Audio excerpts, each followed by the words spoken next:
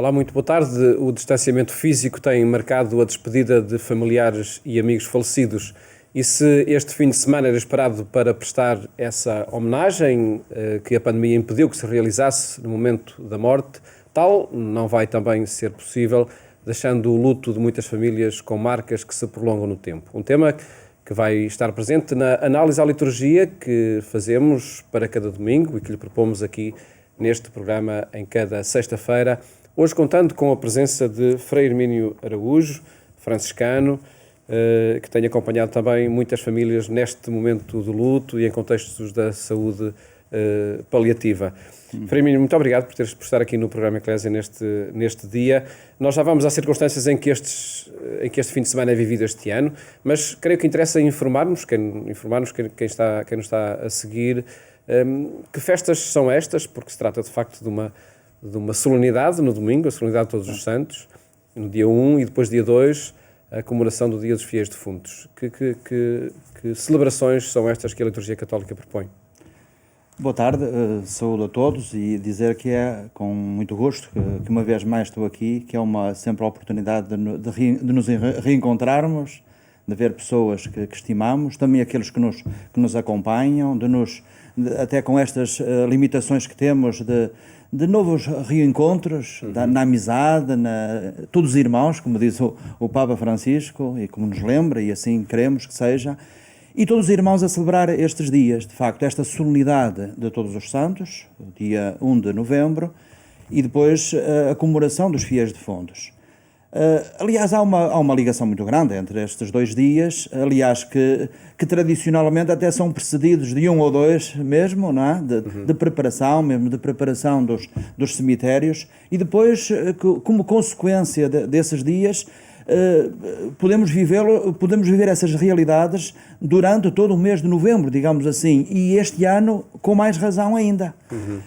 Os antigos, e nós podemos continuar a dizer, que faz todo o sentido, dizer que o mês de novembro é o mês dedicado à memória dos nossos falecidos, o mês das almas, como se dizia antigamente. Era assim referido, não é? Exatamente, e este ano temos se calhar uma excelente oportunidade de podermos fazer memória, celebrar, estar em sintonia, rezar para os crentes, em comunhão com os nossos falecidos em todos estes dias, e não apenas durante o mês de novembro, e não apenas nestes 2 dias, não é? Porque nós não podemos ir todos juntos ao cemitério, sabemos muito bem. Portanto, nós estamos neste tempo de confinamento, mas temos que perceber todas as formas possíveis, e que são muitas, com muita criatividade, de celebrarmos este tempo, uns com os outros. Que alternativas é que poderemos ter, então, para... Não sendo impossível essa celebração nos cemitérios, pelo menos a celebração todos juntos, né, com um grande número de pessoas, de que forma é que se pode prestar homenagem a quem já partiu? Eu acho que há uma mensagem que convém que passe para ficarmos todos com esta ideia muito clara.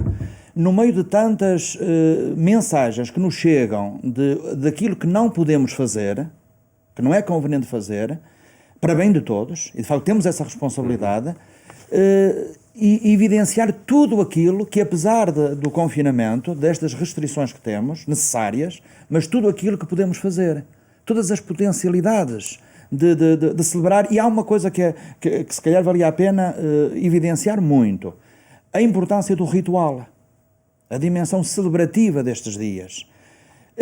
Rituais de fé, ou mesmo não sendo rituais de fé, porque as pessoas, mesmo não crentes, ou que até nem se identificam muito com o catolicismo, por exemplo, vão aos cemitérios, não é? Prestar homenagem aos seus falecidos, colocando flores, acendendo uma vela, e aquilo que é feito nos cemitérios pode ser feito também nas nossas casas. E até mesmo imaginar, por exemplo, esta possibilidade de, no dia 1 ou até no dia 2 de novembro, a família combinar, estando cada um nas suas casas, por exemplo, à mesma hora, acenderem todos uma vela, por exemplo. Ou outros elementos que permita que os diversos membros da família estejam em ligação, estejam em sintonia, porque não faz sentido juntar-se todos numa mesma casa, não faz sentido juntar-se todos numa mesma igreja, ou juntar-se todos, sobretudo no mesmo dia, no cemitério, não é? Portanto, são estes aspectos, e esta mensagem acho que é muito positiva, de evidenciar tudo aquilo que nós podemos fazer, que é muita coisa. Cada um terá que, com criatividade, descobrir isso. Reparem que, em muitos sítios, estes dias até é a oportunidade para a própria família se reunir em casa, partilhar uma refeição e depois ir ao cemitério ou depois de ter ido. De facto, isto agora não é possível, não é? Não é sensato, não faz. Mas não quer dizer que a família não possa estar ligada, interligada, de outras maneiras. Negar o dia é que não. Hã? Negar o dia, esquecer o dia é que não. De forma nenhuma. De forma alguma. Isso é que não faz sentido. E, sobretudo, evidenciar muito, é importante que as pessoas façam alguma coisa. E não é apenas algo meramente teórico, um mero exercício intelectual. Não, os rituais fazem parte da vida e os rituais passam muito pelos aspectos físicos, palpáveis. Alguma coisa que eu tenho, um ramo de flores que é colocado para assinalar algo diferente. É um dia diferente, são dias diferentes, é um conjunto de dias que marcam uma certa diferença. Eu gosto muito daquela definição de ritual que aparece no Príncipezinho. É aquilo que faz com que um dia seja diferente dos outros dias, uma hora diferente das outras horas. Ou seja, o ritual é sempre um elemento na vida que marca a diferença, que nos permite viver determinados momentos da vida com uma intensidade que é diferente daquele ritmo da correria do nosso dia-a-dia. Portanto, os rituais são importantes. Os rituais de luto são importantes. E neste tempo faz todo o sentido que assim assinalemos, com as limitações que temos, isso mesmo. E se há ambientes ou ferramentas que nos ajudam muito agora a partilhar tanta coisa, são redes sociais. São as redes sociais, sem dúvida, sem dúvida. Eu iria ler aqui um texto que a Eclésia está a disponibilizar a partir de hoje através das suas redes sociais, como forma da pessoa poder partilhar este texto, lembrar quem partiu, partilhar uma fotografia, partilhar algum objeto. O texto diz assim: sem flores nem passos que me levem até ti, e pode-se indicar o nome da pessoa, venho assim chegar mais perto, viver memórias, manter laços, lembrar histórias que são parte de nós, da nossa casa, da nossa família, dos nossos. E confiando na presença de Deus, que desconhece silêncios, ausências e distâncias, deixo que a paz deste dia nos tranquilize e que a eternidade nos encontre entre abraços e sorrisos. É esta mensagem positiva também que interessa viver nestes dias. Este é um excelente exemplo de algo que se pode fazer. E espalhar o máximo possível pelas redes sociais. Pedir mesmo que as pessoas partilhem. E que partilhem e que o possam dizer umas às outras, partilhar umas com as outras. E até, se possível, associar ao texto alguma coisa, por exemplo, alguma coisa, esse pormenor logo nas primeiras linhas da possibilidade de indicar o nome. É muito importante. E, eventualmente, quando esse texto é dito e é partilhado, por exemplo, associar ao texto algum objeto, algo que ligue mais ainda ao nome. Algum objeto até que estava ligado a essa pessoa, ou algo que a aproxime muito do seu gosto, da sua realidade, algo simbólico, não é? Porque este aspecto, para entrar novamente nesta lógica do ritual, não é? Porque nós normalmente não ficamos sozinhos em casa a dizer uma oração, não é? Nós juntamos uns com os outros para dizer uma oração ou dizer um texto. Nós queremos ir à igreja, a um outro espaço, para dizer isso. Nós gostamos de fazer, por exemplo, caminhadas a pé, peregrinações. Portanto, a experiência cristã e a experiência espiritual é muito de trazer para fora aquilo que nos vai na alma. Portanto, já o texto em si já permite uma certa exteriorização daquilo que estamos a viver interiormente. Mas até ainda iria mais associar ao texto alguma coisa que liga a esse nome que é indicado no texto, por exemplo. Portanto, é agarrar mesmo a fundo a dinâmica ritual da experiência humana em geral e da experiência cristã muito em concreto. É uma proposta entre tantas que se podem encontrar, não é? Que cada pessoa pode encontrar para viver este dia. Quando falamos em todos os santos, estamos a falar de quê? É mesmo todos. Todos os santos mesmo. Todos, exatamente. Em primeiro lugar, aqueles que já partilham em definitivo da vida de Deus, não é? Mas a igreja peregrina, que se associa, que está nós dizemos, na expressão da fé cristã, creio na comunhão dos santos.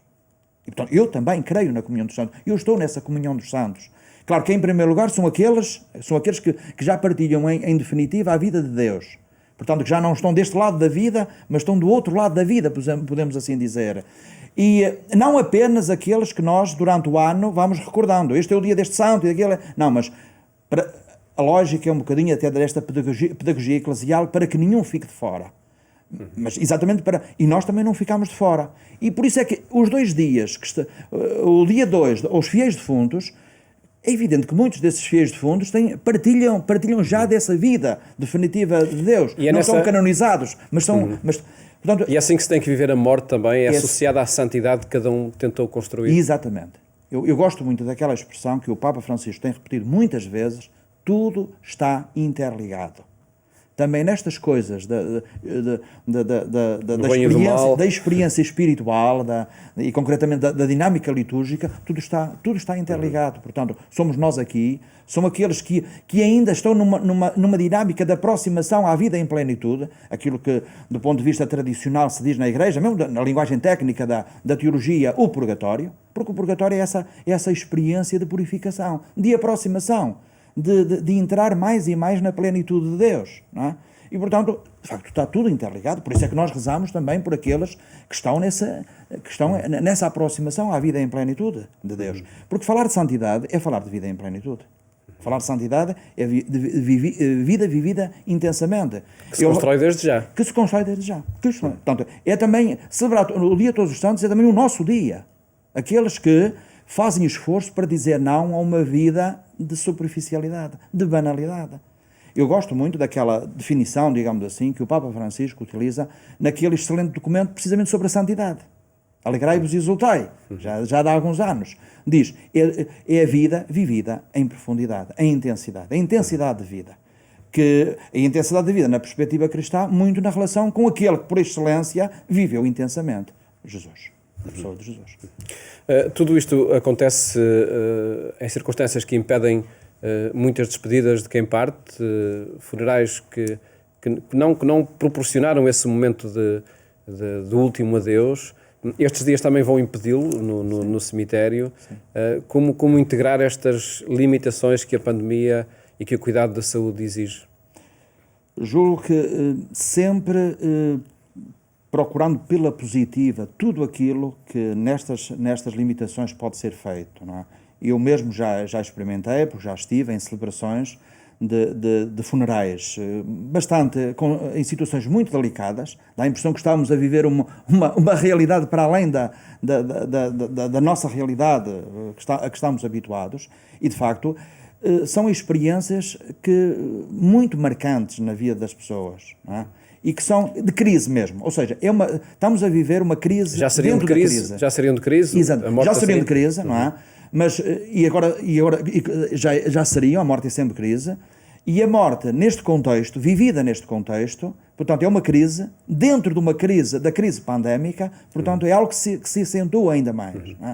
E há lutos que se atrasam ou que ficam mesmo por fazer? Há lutos há lutos que não estão feitos. O luto é sempre um processo de adaptação à perda, não é? Numa situação de alguma normalidade, não é? Ou da normalidade, digamos assim, a maior parte dos lutos são normais. Portanto, com saudade, com tristeza, com lágrimas, mas vamos adaptando, e às vezes até de uma forma relativamente rápida, a essa perda. Portanto, esse processo de adaptação. Há lutos mais complicados, não é? E depois há lutos patológicos. Não é? Mas os lutos complicados, se calhar agora aumentam, exatamente dada a situação tão delicada que estamos a viver. E por isso vão demorar mais tempo. Se calhar muitos lutos ainda não estão verdadeiramente iniciados. As pessoas ainda estão quase na fase de, não diria, ou numa certa negação, ou diz, isto, nem sei como é que vivo isto, como é que esta realidade, como é que eu, no fundo, vou abrindo janelas de sentido, porque a questão de fundo é sentido. E na perspectiva cristã, acho que é isto que nós celebramos também, na perspectiva cristã, nós só vivemos com sentido a dor, colocando lá amor, não é? Colocando lá, de facto, dádiva, entrega, presença significativa. E é isto, um bocadinho a pergunta inicial, como é que nós podemos viver isto tudo? É na companhia uns dos outros, estando muito atentos uns aos outros, à necessidade das pessoas que estão em luto, mesmo até porque essa presença significativa que é marca muito de sentido, porque de amor, de presença, não é? Às vezes não é tanto por muitas palavras que se digam, é sobretudo a pessoa perceber, a pessoa que está em luto, que está a sofrer por isso, que há alguém, que há um conjunto de pessoas que estão na sua vida e que não a abandonam. Em cada semana nós propomos aqui análise à liturgia de domingo, e sendo este tema, claro, o que vai marcar este fim de semana e as celebrações, pedi-lhe a análise ao texto do Evangelho, que se escuta nas Eucaristias este domingo, até porque acredito que deixe ótimas pistas para integrar pistas também. Vamos ouvir esse texto para depois então ouvir o seu comentário. Naquele tempo, ao ver as multidões, Jesus subiu ao monte e sentou-se. Rodearam-no os discípulos e ele começou a ensiná-los, dizendo: Bem-aventurados os pobres em espírito, porque deles é o reino dos céus. Bem-aventurados os humildes, porque possuirão a terra. Bem-aventurados os que choram, porque serão consolados. Bem-aventurados os que têm fome e sede de justiça, porque serão saciados. Bem-aventurados os misericordiosos, porque alcançarão misericórdia. Bem-aventurados os puros de coração, porque verão a Deus. Bem-aventurados os que promovem a paz, porque serão chamados filhos de Deus. Bem-aventurados os que sofrem perseguição por amor da justiça, porque deles é o reino dos céus.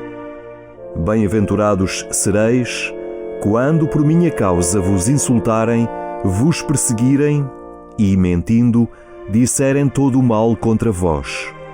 Alegrai-vos e exultai, porque é grande nos céus a vossa recompensa.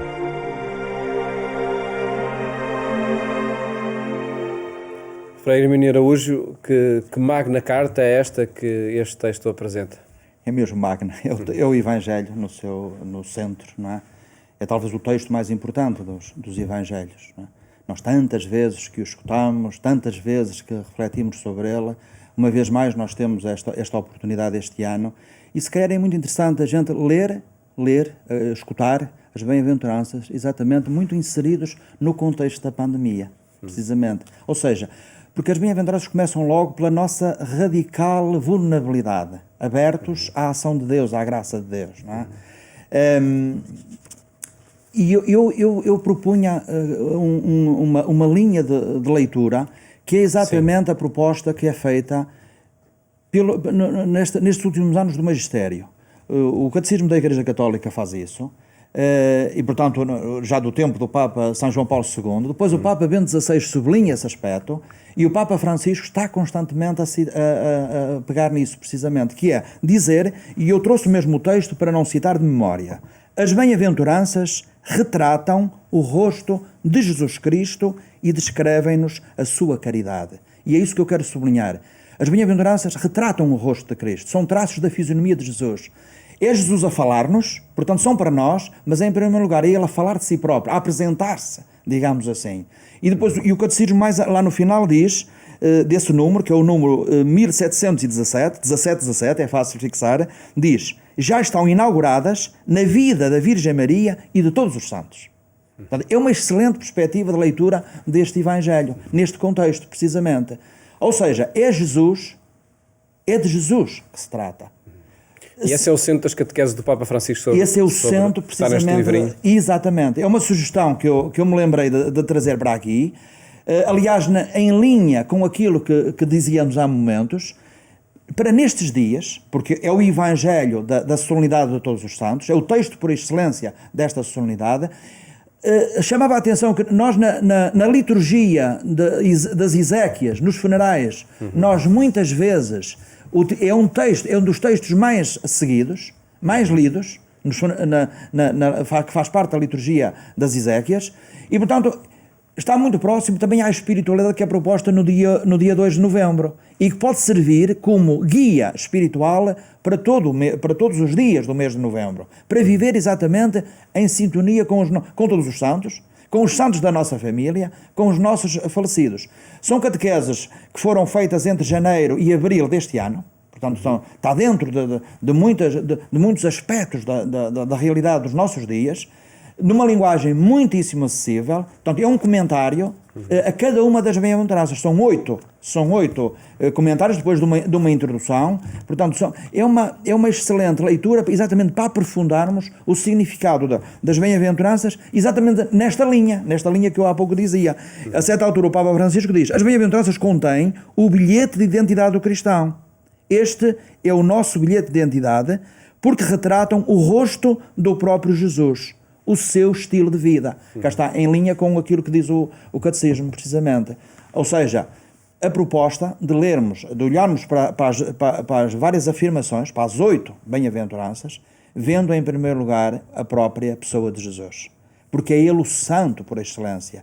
E na medida em que nós nos vamos identificando com o conteúdo de cada uma das bem-aventuranças, nós temos caminho exatamente de identificação, caminho aberto de identificação com Jesus Cristo. Isto já está concretizado na vida de Maria e dos santos. Portanto, é muito bonito também lermos as bem-aventuranças a partir da própria pessoa de Maria. E numa aproximação às circunstâncias da pandemia, nós poderemos dizer que vai tudo correr bem se seguirmos estas 8 bem-aventuranças?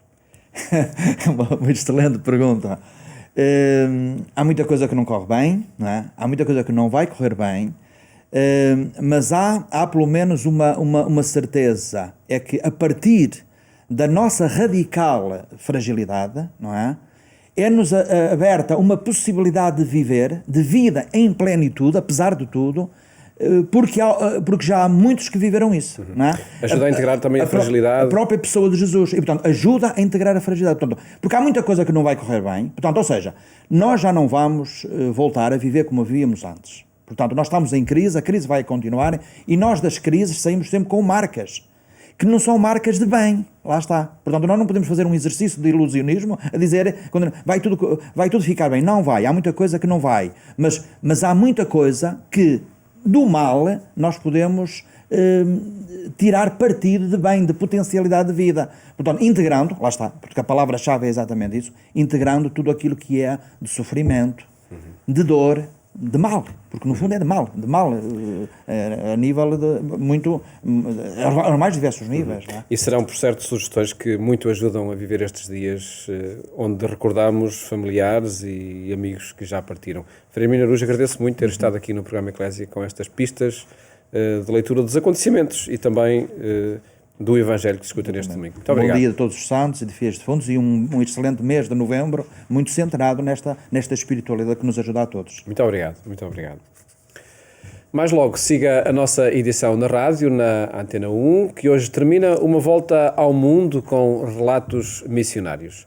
Votos de uma ótima tarde, bom fim de semana, até à próxima segunda-feira, se Deus quiser.